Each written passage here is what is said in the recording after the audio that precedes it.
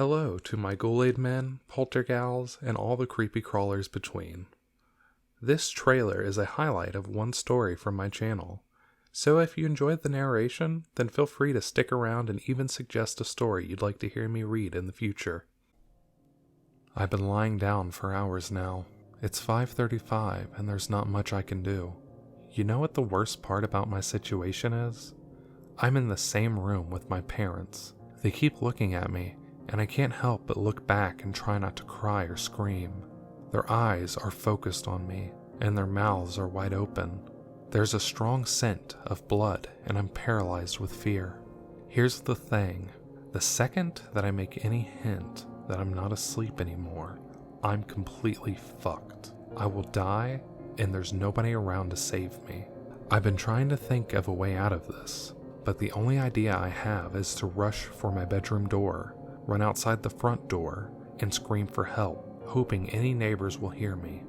It's risky, but if I stay here, I'll surely die. He's waiting for me to wake up and see his masterpiece. You're probably wondering what's going on. I do get ahead of myself sometimes. About 3 hours ago, I heard screaming from the other side of the house. I got up and went to check on the noise, and I realized that I had to use the restroom. Instead of doing the smart thing and investigating, I used the bathroom first. I could have gotten myself killed right then for my stupid actions. But I actually did my business and took a peek outside the bathroom. There was blood on the carpet. I got very worried and ran back to my room and hid under my sheets like the pussy I was. I tried to convince myself to go back to sleep, that it was just some really vivid dream or something.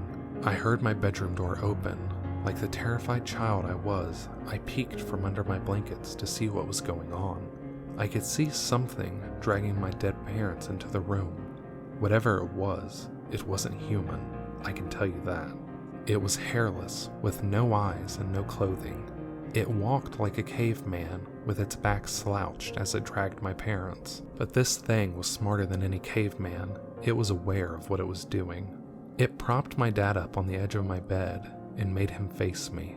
Then, it sat my mother down in the chair and positioned her towards me as well.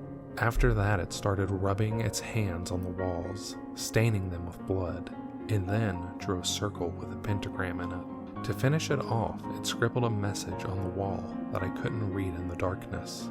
It then positioned itself under my bed, waiting to strike. The scariest thing is now, my eyes have adjusted to the darkness, and I can read its message on the wall. I don't want to look at it, because it's terrifying to think about, but I feel the need to see before I'm killed.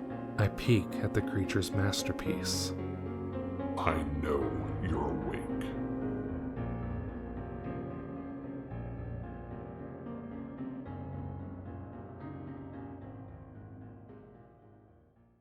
Thanks for listening, and remember, you cannot hide from the void.